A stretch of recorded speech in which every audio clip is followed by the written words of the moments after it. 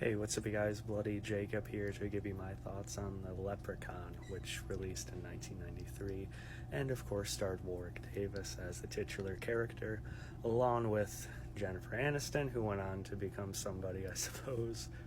And of course it has to do with not only the Leprechaun finding his gold, but a long-standing feud, which ended with the Leprechaun being trapped in a house after trying to get his gold back.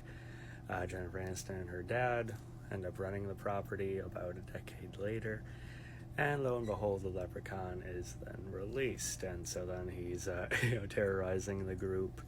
Her dad, along with some painters and workers along the way, one named Ozzy, also have a kid in there, along with the dude that Aniston's crushing on in the movie. And of course Leprechaun just terrorizes all of them in the search for his gold, all 100 pieces of it. He does get one of them, then it's the search for the other 99, right?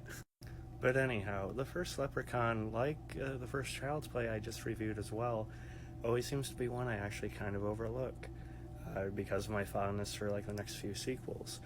But like Child's Play, rewatching this one again for whatever time it's been, I really need to stop doing so, because this first Leprechaun, I really, really adore, and I'm glad I sort of rediscovered and reminded myself of just how good this first movie is. Now, maybe part of what I said before is driven by how much I do enjoy Leprechaun 2 and 3 and a couple of the others. 2 in particular I feel like is way underrated. But this first one, I think, I was going to say struck a gold mine. Now I know it didn't go on to be as successful as Chucky and Child's Play and some of the other horror franchises out there. But Leprechaun himself has really been cemented to me. I mean, I had the pleasure of talking to Warwick Davis a handful of years ago, and he couldn't have been a kinder, more engaging person. And his work as Leprechaun here, I think, is really pretty much close to being right up there with your Robert Englunds of the world. Just his energy and all he put into the role, his mannerisms, his tics, everything like that. Warwick Davis really put all himself into the part of the Leprechaun, and I can literally watch him in any of the movies and just have a great time. Lyndon Porco even did a fine job in Leprechaun Returns, which we'll talk about down the road. But they really had Davis really had the Leprechaun's personality down right from the get-go. Now, it is meant to be more of a horror comedy. They don't really, they keep him obscured here and there, but they don't really, hide what he is or anything like that. They show him, actually in the opening. And they play up on the camp, and they don't make any apologies for it. He has, this OCD element to him, especially in this one for, shining shoes. They even distract him by lobbing shoes at one point. He just can't help himself. You even see him in his downtime as he's raiding for food. He gets a bunch of the shoes together at the dining room table and just starts working on them. Things like that I'm not doing justice to. His car that he has in this movie is a lot of fun. How he just grips the cop's face and the kind of the little wounds and the blood that comes down his face, and the whole chase through the woods is really good. I know it was on a budget, but I do like how it worked with the isolation on the farmhouse, the property of that. How it's so in the woods, aside from the diner in town and stuff like that, I think really works in the movie's favor. Robert Hy Gorman, I actually like quite a bit as the kid in this, Alex.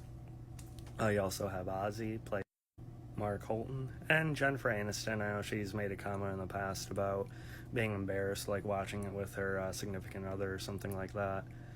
As long as she's talking about herself and not looking down on these sorts of movies in general, I guess it's okay. But if she is, come on, that kind of thing bugs me.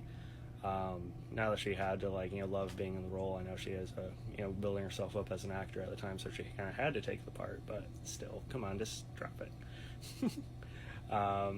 But nonetheless, she is good here. You can see some of her early flourish, that she'd later find, soon after this in Friends.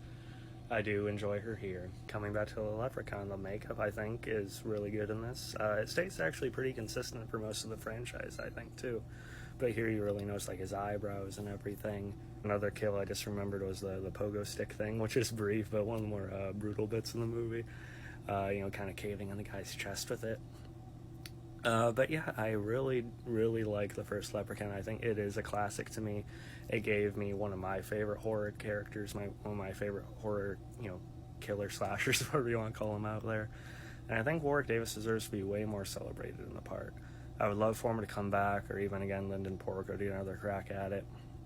We'll see if that ever happens. Speaking of, Chucky versus Leprechaun would be a ton of fun. Holy hell. Or even I heard there's a Western idea, like a Leprechaun during that time period during the Gold Rush. That'd be awesome. But yeah, this one I think is a kind of an unsung classic. It has a cult following for sure. But the general public looks down upon Leprechaun movies, and I don't think that's fully justified. I adore these films. I adore Warwick Davis and the Leprechaun character itself. And this first movie I think is great. I'm giving it an A-. It knows exactly what it is, and I really enjoyed myself watching it again. So yeah, follow me on TikTok, Instagram, Twitter. Peace.